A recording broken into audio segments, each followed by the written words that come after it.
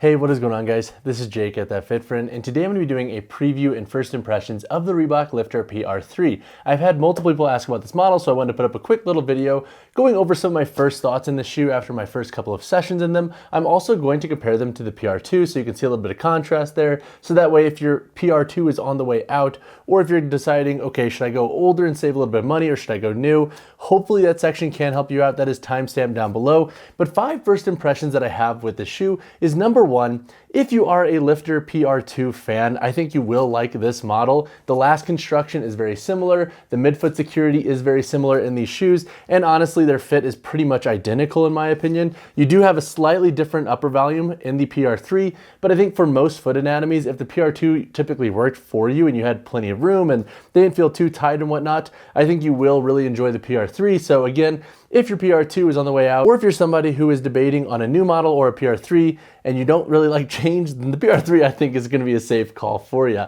The second first impression that I have with this shoe is, for the most part, it is broken in pretty quick. So you do have that high density EVA foam in this model as opposed to a TPU, and it comes up a little bit further into the toe box. So out of the box, this model will feel a little bit more stiff, but since you don't have as sharp of a break with that TPU and the rubber up in the forefoot, you do start to get a little bit more flexion in this model. So if you do want a shoe with a slightly more maneuverable toe box once it's broken in, then this could be a good option for you because we do have that break come back further, so you do get a little bit more variety there when it comes to the flex that you get out of this model. And I think that can be a good thing for certain foot anatomies and certain asks for weightlifting shoes. For example, some folks don't like TPU midsoles that come up super far into the toe box and then you only get a little bit of bend. So if you do like a little bit more bend, this could be a good option for you. My third first impression with this shoe is the midfoot security is similar to the PR2. So you have a shorter strap here and the lacing system is similar too. What I don't really like about this midfoot, and this was kind of similar to the PR2 as well, is that you have this slightly wider tongue and it's not gusseted. However, as opposed to the PR2 tongue that was like this more flat mesh material, you have this lining on this PR3 tongue, and what ends up happening is it ends up curling in the edge of the tongue. So getting this tongue to lay flat can actually be kind of a pain in the ass. For my first 2 sessions, I've had to literally unlace these, undo the strap, and lay that tongue flat to make sure it wasn't like lipping and whatnot, because that just really irks me and like my OCD can't stand that. So the tongue construction is interesting. I wish we had a little bit of a gusset, or we had a tongue that wasn't necessarily folding in so harshly on the sides. Maybe as this shoe breaks in, that won't be as big of an issue, but it's definitely something that caught me off guard right away, and I think others will notice that as well with the PR3. The midfoot strap is also pretty short, and this is similar to the PR2. For example, this is pretty much where the strap lays when it's on my foot. And note, like, I don't have the highest arch on my midfoot, but I only have this much surface area with the Velcro. And honestly, I'm really curious what kind of feet have like this full on Velcro. Like, you have to have a very low foot volume, I think, to get that. So if you do have a very high volume foot, that might be something to actually consider with this model. And it was something that the PR2 had that kind of turned some folks off. So definitely keep that in mind. The midfoot security is good, but there are caveats to it that I think might turn off some lifters and athletes. My fourth first impression with this shoe is similar to the PR2. I see this as a very good beginner friendly weightlifting shoe. It's pretty standard when it comes to its overall construction. You get a full rubber outsole with a decent level of tread. This has remained unchanged from the PR2. And you also have an upper construction that feels pretty durable as well. And I think this shoe should last a while if you're just using them for your training sessions and you're not totally abusing them. So if you are a beginner and if you don't want to drop $200 on a brand new weightlifting shoe, this model can be a good option. Now, this model did have a price increase from $100 to $110, but you can find them typically on sale from places like Amazon. So I bought my pair for like 80 bucks and they're a brand new model. So I'm a big fan of that because you can typically find the shoe for under $100 USD, which I think is a big win for the shoe's overall construction. My fifth first impression with this shoe actually has nothing to do with the shoe and its performance, but with the languaging that different sites are using for this shoe. Now, more specifically, I'm going to talk about box basics first. So they have the heel height for this model at 18 millimeters. I don't know if that's true. When we look at the outsole of this model, it literally lists the heel height at 15 millimeters. This is also the same as the PR2's outsole that also had some specs for the model written on it. Literally, they are the exact same as that shoe. So when it comes to the effective heel height that is listed at 18 millimeters, I actually think that's 15 millimeters, and maybe I'm wrong, but it's odd that the heel height for the shoe would be listed on the model at 15 millimeters, and then they're gonna say it's 18 millimeters. So that's something that I find very interesting because Rogue Fitness also lists this model with an effective heel height at 18 millimeters. I think it's very odd that Reebok would put 15 millimeter heel height on the shoe if it wasn't 15. But that is definitely something that I'm gonna reach out and ask a little bit more on for the full review, so definitely stay tuned for that. Also, just a little gripe here with Box Basics. They have on their description, the new side stripe design allow these gym shoes to also be worn as street style. I don't know if they mean wear these out like on a day-to-day like street style basis, but don't wear your weightlifting shoes outside of the context that you're going to be using them in the gym.